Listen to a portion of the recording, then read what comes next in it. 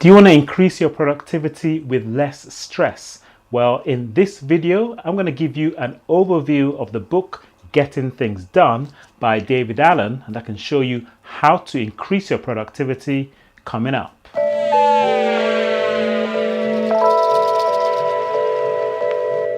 Hi, this is Toye Oshunbiyi, business and leadership coach, learning and development professional, and founder of Best Books for Business.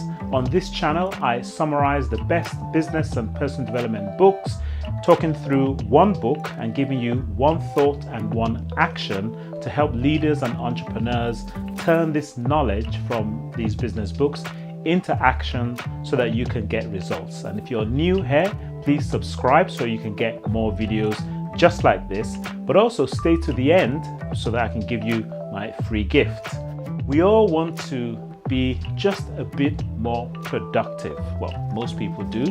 And David Allen's book and the process around this book, I would say, has been written for the 21st century because it deals with our constant 24/7 busy working lives. And it's been written several years ago. I remember reading it in 2008. And this process, GTD, which stands for Getting Things Done, is actually quite popular. Many people have studied this, become ninjas at it. And it was written at a time where time management courses were actually quite popular, and it took a different approach to this whole time management thing. And that's the reason why I think it's even more relevant now than maybe 10 years ago, because of the dynamics of all the things that we're going through. In the next few minutes, I'm going to give you an overview of the 5 principles that we all need to know, and I'll also share why it's important to have these principles at the back of our minds for ourselves, and also around how we can help other people as well. Now, what I'll then do is, out of this, I'll extract the one thought and then the one action that you can certainly apply immediately. Principle 1, first and foremost, it's essential that we process all the things and that we capture everything. Now, what he says is that we need to capture all the information that is coming our way. And he says that whether it's relevant, that it's highly important, or it's not so important, the fact that something has come our way, we need to have a system around how we process it. And so he gives 5 main areas of how we can capture things. First of all, it talks about physical, like having a physical tray, then paper and pad for paper, writing things down. It talks about digital, capturing things maybe through our mobile device. Email and text is another way of capturing information, and technology integration that integrates with all these. Now, one of the things that he says that this is a vital step in the whole process, because he says that without this step, right, that until you've captured everything that has your attention, some part of you will still not totally trust that you're working with the whole picture of your world. So this perhaps is the most important step in the whole process, because basically what he's saying is that unless we can capture all the things that are either on our mind or that are coming into us, that the whole process won't function properly. So principle 1 is a pivotal principle, obviously. Principle 2, this is the next step in the process. And what he's saying is that we need to clarify what the information that's coming into our inbox, we need to ask ourselves some specific questions. The first one is, what is it? You know, there's a lot of stuff coming our way. And so the process is, what is it? And then, is it actionable? So once we've defined what it is, then is it actionable? It's either a yes or no. If it's a no, then it can go into these 3 categories, which is that it's either, I put here refuse, he put trash, but I thought 3 R's would make it more memorable. Yeah, so it's either we're gonna bin it, right? Or review it because it's something that we might need someday. So this is called a maybe kind of list. And then reference, something that we just need to store for reference sake. So that's if whatever is coming into our inbox is not actionable. If it is actionable, then what we're clarifying is the process of, if it's yes, is this something that we can do now? then that is the 2-minute rule. And then that means we just go ahead and do it. And if it is not something that we can do immediately, then we either need to delegate it or defer it. And if it's going to be deferred, then it goes into your calendar. And if it's not, then also it can go into like your project plan. So it's a really sophisticated way of clarifying whatever it is, and we're going to come to how you would process that. So you can see that that in itself is going to help us to be more clear on whatever it is, right? Now, the third principle is then organize. Now, this part is what I might think, might be the challenging part of this whole process, because once something is actionable, if we're not going to do it now, then we need to organize where that item, that task is going to be. And this is the part where organizing your lists, like he suggests, you have project lists, and then you have category lists and different kind of lists of how you can know when it is time to take action on whatever it is that you've processed. So that's the organizing it, and it's a part that I think is the one where people would find most challenging to apply. Principle 4, reflect. So you're going to need to reflect on how you're doing and keep all your lists, your task lists, your project lists, keep them up to date. And one of the success factors of the GTD process is by having what's called the weekly review.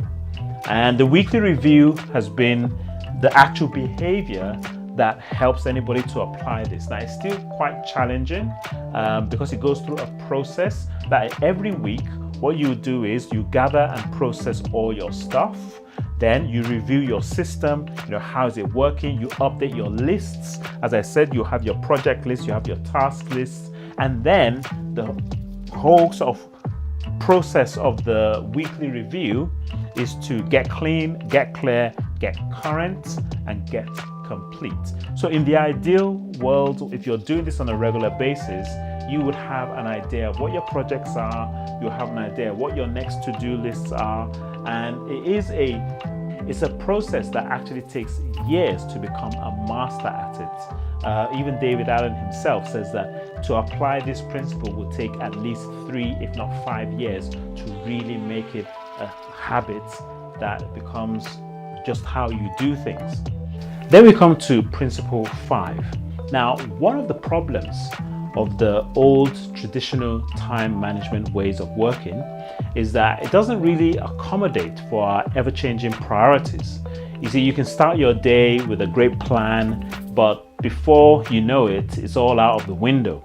And so what David gives is he gives some real good reasons of why we need to choose how we're going to engage, and he gives some really good concepts. He gives 3 concepts that we don't have time to go through in depth, but they are really addressing something that I know that all of us struggle with. Number 1, the concept of the 4 criteria model for choosing actions in the moment. And he talks about how even when we do schedule things, that there are some other varying challenges that come our way. Number 1, when you put things in your calendar, say, I'm going to do this at this time, there could be other things that are asking for your attention at that time. Many of us sometimes just don't have the energy at that time, and you just don't want to do it. And he gives some really good ways of how we need to factor that there will be some context issues, time issues, energy issues, and others where we aren't going to make that decision to actually address that action at that time. Then there's also the 3-fold model, which is identifying daily work. That again, there are different levels of work. There's work of just processing. There's work of actually doing the work. And then there are other work where you're in meetings and all these things. So you have to have a clear understanding of what work am I doing daily. And then there's the 6-level model for reviewing your work. And he talks about the different horizons of how we view our work, that we can review our life at a high level, our purpose and principles, or we can review it on the runway, which are the things that you just need to do right now in the immediate. And there are other levels on that, which we don't have time, but we go through that in our Best Book for Business deep dive, if you want to understand how that works. So as you can see, it's a comprehensive process. So how can we apply this right now? What should be our one thought? Well, the one thought that I'm going to give is from a quote actually from David Allen, and he says that you can only feel good about what you're not doing when you know everything you're not doing. And what he means by that is that unless we are capturing everything, right, unless we know for sure that these are all the things that I have in mind to do, that there's something about us not being sure about the current thing that we're doing, because our mind is basically telling us maybe we should be doing something else. So the one action then is, it's important for us to always download all the things that are on our minds. And so the one action I want you to take is take a blank sheet of paper and simply write down all the things on your mind, just all the tasks. Doesn't matter whether it's work, whether it's home, whether it's personal, just write them all down. And what I would like you to do after you've completed this task is to answer this question. How did it feel writing all these things down? So question of the day would be, do this task and then come back and then write in the comments, how did it feel by just downloading all the thoughts and all the things that you had in mind? Did it make a difference? We'd definitely like to know. So there you have it, Getting Things Done by David Allen, how to be more productive with less time. Definitely subscribe for more videos just like this. And if you haven't downloaded my free reader's guide, the 100 best business books every leader must read, just click on the link below or copy the URL in your browser. Until next time, this is Toye Oshunbiyi for Best Books for Business, signing off. See you soon.